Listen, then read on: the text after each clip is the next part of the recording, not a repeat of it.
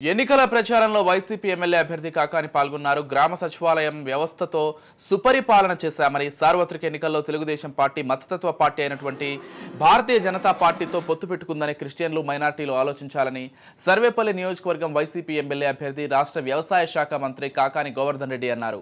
మామిడిపూడి, తాళ్లపూడిలో ఆయన ఎన్నికల ప్రచారం చేశారు. గత టీడీపీ ప్రభుత్వంలో రోడ్లు వేయాలంటే లాటరీల ద్వారా ఎంపిక చేసేవారని ఆయన విమర్శించారు. నియోజకవర్గాల పునర్విభజనలో సర్వేపల్లి నియోజకవర్గాన్ని కాపాడిన ఘనత తనకు ఉందన్నారు.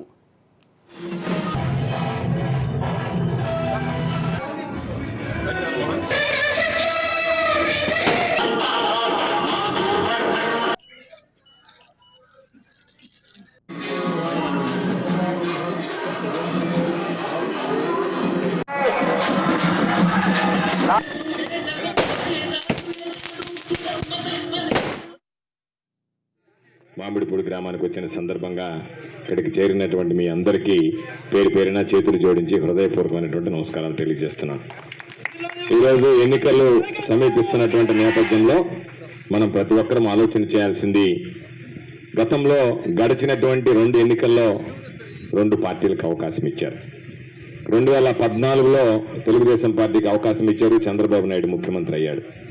2019లో వైఎస్ఆర్ కాంగ్రెస్ పార్టీకి అవకాశం ఇచ్చారు, జగన్మోహన్ రెడ్డి గారు ముఖ్యమంత్రి అయ్యాడు. 2014లో చంద్రబాబు ఏమి చెప్పాడు, చెప్పినవి అమలయ్యాయా లేదా అనేటువంటిది ఒకసారి మీరు ఆలోచన చేయండి. 2019లో జగన్మోహన్ రెడ్డి గారు ఏమి చెప్పాడు, చెప్పినవి చెప్పినట్టుగా చేయగలిగాడా లేదా అనేటువంటి దాని మీద ఒకసారి దృష్టి పెట్టండి.